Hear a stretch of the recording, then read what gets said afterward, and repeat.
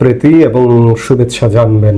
আমি এই মুহূর্তে আপনাদের সামনে কথা বলতে এসেছি ইরান থেকে ট্রাম্পকে সরে আসার আহ্বান স্টারমারের।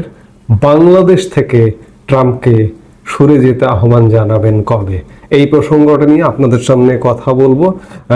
আমরা জানি যে ইরান ইসরায়েল যুদ্ধ পরিস্থিতিতে মার্কিন যুক্তরাষ্ট্রও সরাসরি যুদ্ধে জড়িয়ে যাবে কিনা এমন একটি পরিস্থিতির উদ্ভব ঘটেছে। যখন এই পরিস্থিতির উদ্ভব ঘটেছে সেই মুহূর্তে ব্রিটিশ প্রধানমন্ত্রী স্যার কিয়ার স্টারমার ডোনাল্ড ট্রাম্পকে ইরান থেকে সরে আসার আহ্বান জানিয়েছে। ইরানের বিরুদ্ধে সামরিক পদক্ষেপ থেকে সরে আসতে ডোনাল্ড ট্রাম্পের প্রতি আহ্বান জানিয়েছেন যুক্তরাজ্যের প্রধানমন্ত্রী স্যার কিয়ার স্টারমার। তিনি বলেছেন এখানে সংঘাত বৃদ্ধির বড় ঝুঁকি রয়েছে। তিনি সব পক্ষকে কূটনৈতিক সমাধান খোঁজার আহ্বান জানিয়েছেন।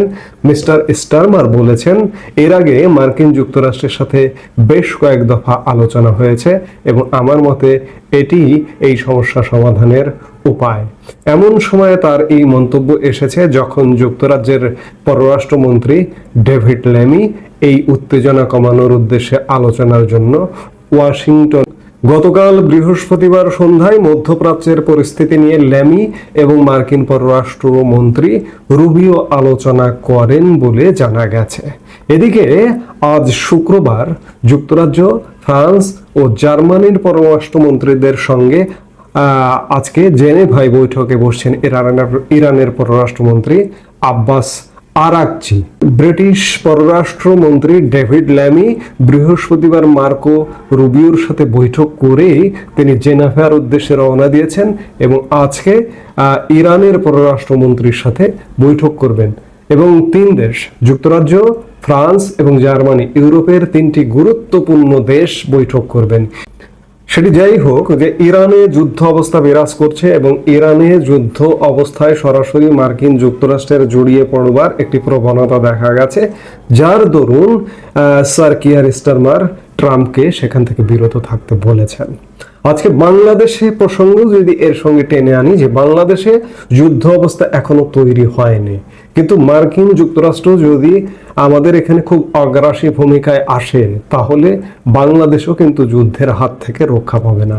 কারণ বাংলাদেশ এবং আশপাশকে নিয়ে স্বার্থ সংশ্লিষ্ট বিষয় আছে রাশিয়ার, চীনের এবং ভারতের। এবং একই সাথে আমি বিশ্বাস করি যে ইউরোপীয় ইউনিয়ন, ইউরোপ বিশেষ করে যুক্তরাজ্য বাংলাদেশে মার্কিন আগ্রাসন কোনোভাবেই পছন্দ করবে না বলে আমার সার্বিক বিচার বিশ্লেষণ করে মনে হয়। সেই জায়গা থেকে আমি শিরোনামে বলেছি যে কিয়ার স্টারমার ট্রাম্পকে ইরান থেকে সরে যেতে বলছে, সেখানে যুদ্ধ অবস্থা থেকে সরে যেতে বলছে। কিন্তু ডোনাল্ড ট্রাম্পের বা মার্কিন প্রশাসনের বাংলাদেশে একটা সেন দৃষ্টি আছে। এখানে মার্কিন ডিপ স্টেট, এখানে সামরিক ঘাঁটি ইত্যাদি নানা এজেন্ডা নিয়ে বাংলাদেশে একটি পুতুল সরকারকে বসিয়ে দিয়েছে ডক্টর মোহাম্মদ ইউনূসের সরকারকে। ডক্টর মোহাম্মদ ইউনূস বলেন যে তাকে ছাত্ররা ধরে এনে বসিয়ে দিয়েছে, কিন্তু না, এর সত্য ঘটনা হচ্ছে ডক্টর মোহাম্মদ ইউনূসকে নিয়ে মার্কিন ডিপ স্টেটের পরিকল্পনা বহু পুরনো। আমি এর আগের একাধিক ভিডিওতে বলেছি কমপক্ষে 1 থেকে 1.5 দশক আগের পরিকল্পনা এটি, এবং সেই পরিকল্পনার চূড়ান্ত পরিকল্পনা হয়েছিল 2023 সালেও।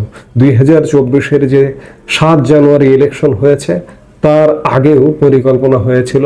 আপনারা দেখেছেন যে মার্কিন যুক্তরাষ্ট্রের এক রাষ্ট্রদূত পিটার হাসের 2023 সালটি জুড়ে দৌড়ঝাঁপ আপনারা দেখেছিলেন।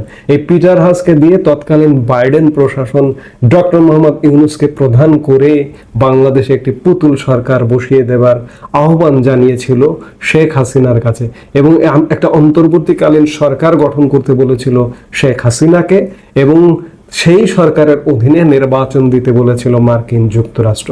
এবং সেই নির্বাচন এবং সেই পন্থায় যদি শেখ হাসিনা রাজি হতো তাহলে নির্বাচনের মাধ্যমে শান্তিপূর্ণ উপায়ে শেখ হাসিনাকে অবসান ঘটিয়ে দিত। কিন্তু শেখ হাসিনা তাদের দুর্বিসন্ধি পরিকল্পনা বুঝতে পেরে কোনোভাবেই রাজি হয়নি, যার কারণে শেখ হাসিনা যে কোনো মূল্যে 7 জানুয়ারি 2024-এর নির্বাচনটি করে, কিন্তু নির্বাচন করেও টিকে থাকতে পারেনি 1 বছরও 8 মাসের মাথায় তার পতন ঘটে। এবং পতন ঘটবার পরে বাংলাদেশের অবস্থা ক্রমেই অবনতি হচ্ছে। বাংলাদেশ এক প্রকার যুদ্ধ পরিস্থিতির দিকে যাচ্ছে, গৃহযুদ্ধ তো বটেই এবং আন্তদেশীয় যুদ্ধের দিকেও কিন্তু ধীরে ধীরে ধাবিত হবে।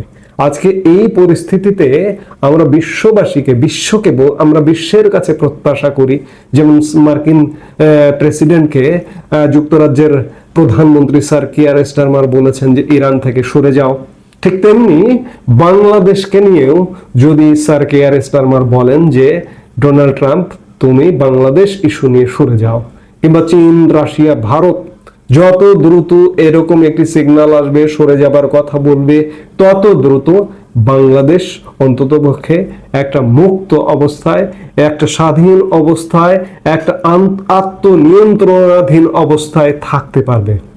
কিন্তু যতক্ষণ পর্যন্ত মার্কিন যুক্তরাষ্ট্রের সেন দৃষ্টি বাংলাদেশের উপর থেকে না সরছে, ততক্ষণ পর্যন্ত বাংলাদেশের একের পর এক ভয়াবহ ক্ষতি সাধিত হবে। আমরা প্রত্যাশা করি, আমরা কার কাছে প্রত্যাশা করব? আল্লাহর কাছে প্রত্যাশা করি, হে আল্লাহ আমাদের রক্ষা করুন।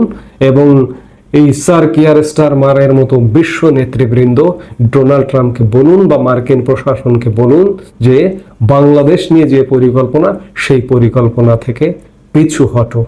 আমাদের একমাত্র প্রার্থনা, দোয়া আল্লাহর কাছে। এই মুহূর্তে এ পর্যন্তই। সবাই ভালো থাকুন, সুস্থ থাকুন।